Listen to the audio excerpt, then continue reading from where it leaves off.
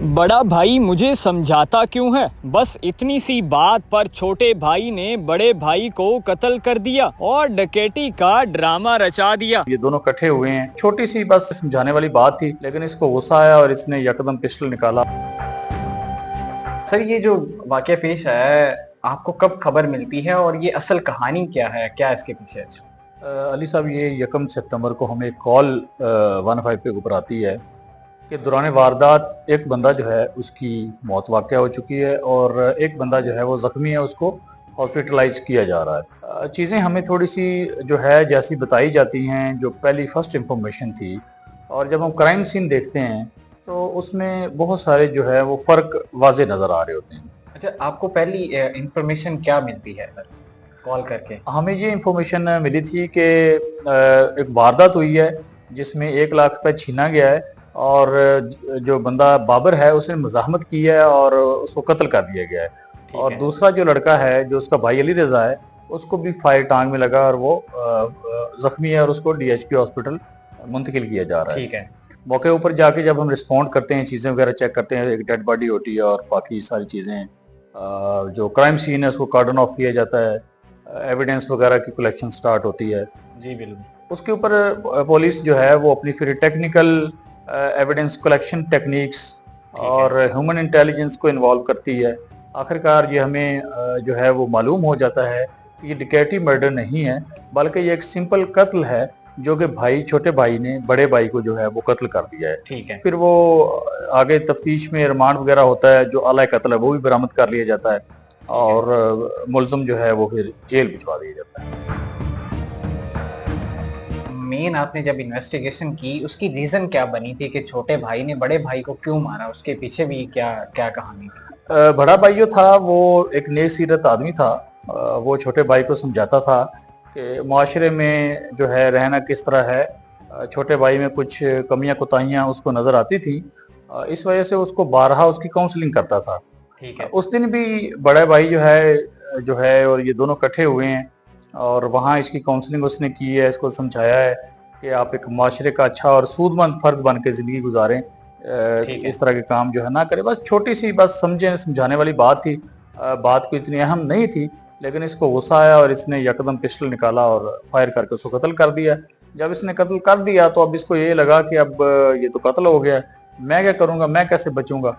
इसने फिर खुद अपने आप को कहीं टांग पे जख्मी किया और काल चला दी, डकैती की और अपने आप को इसने अस्पताल मुंतकिल कर लिया ताकि ये शो हो जाए कि बंदा मैंने नहीं मारा, ये डाकुओं ने मारा है। तो पुलिस के लिए एक बड़ा चैलेंज केस था जो कि अल्हम्दुलिल्लाह हमने 24 आवर्स के अंदर अंदर हमने इसको सॉल्व कर लिया। अच्छा, आप जब मौका पे पहुंचते हैं, सारी चीजें देखते हैं, तो वो जो उसका बड़ा भाई था वो मौका पे ही फौत हो गया था? मर जी, गया था? जब हम फायर वहाँ थे? पहुंचे हैं तो वो उसकी डेथ हो चुकी थी। अच्छा, कितने फायर उसको लगे थे? काउंटेबल नंबर ऑफ फायर्स थे, ठीक है। टोटली मे बी 2 और 3। तो सर, FIR आपने दर्ज की तो उसके अंदर कौन कौन से दफात लगाएगी उसके ऊपर? FIR में ज़ाहिर है वो 302 जो हमारी सेक्शन है जो कत्ल को डील करती है वही सेक्शन लगाई। ठीक है। अच्छा, इस तरह के मामला जो है हम इन इलाकों में आए रोज ये पेश आते रहते हैं। लोग क्या करते हैं कि पुलिस को पागल बनाने के लिए बड़ी इस तरह की चीजें करते हैं। तो पुलिस इसकी रोकथाम के लिए क्या क्या चीजें कर रही है?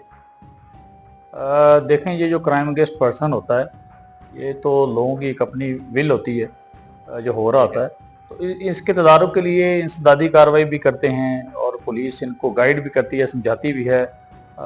इनके तदारुक के लिए ज़ाहिर है जब ये इनको पकड़ के हम जेल भेजते हैं, इनको सज़ा होती है, तो वो माशरे के लिए बहुत बड़ा मैसेज जाता है कि इस तरह की हरकतों में, जुर्म में हमने इन्वॉल्व नहीं होना। ठीक है। अच्छा, आपने 24 आवर्स के अंदर मुलजिम को आपने पकड़ भी लिया, तो उसमें क्या क्या मुश्किलात आई और कितनी देर के अंदर मुलजिम ने एक्सेप्ट कर लिया था कि ये मैंने ये सारी चीजें की? मुलज़िम हमने ट्रेस कर लिया था, उसकी अरेस्ट तो खैर केस सॉल्व हो गया था 24 आवर्स में।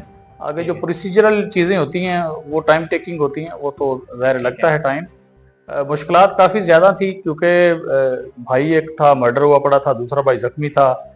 इस तरह के टाइम के ऊपर सोसाइटी का प्रेशर होता है कि ना आप उसको इतनी जल्दी इस तरह अप्रीहेंड कर सकते हैं कि जनाजा घर में पड़ा हुआ है, ना इतनी जल्दी घर वाले ये कबूल करने को तैयार होते हैं कि हमारा एक बेटा जो है वो वफात पा गया और दूसरा जो है उसको मुजरम कह रहे हैं।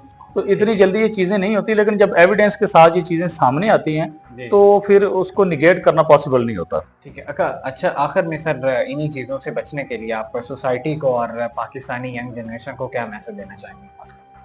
हमारे माशरे में जो है वो हम बहुत जल्दी हाइपर हो जाते हैं। हमारे माशरे में बर्दाश्त की कमी हो जा रही है कि हम दूसरों की क्या, हम अपने घर वालों की बातों को बर्दाश्त नहीं करते हैं।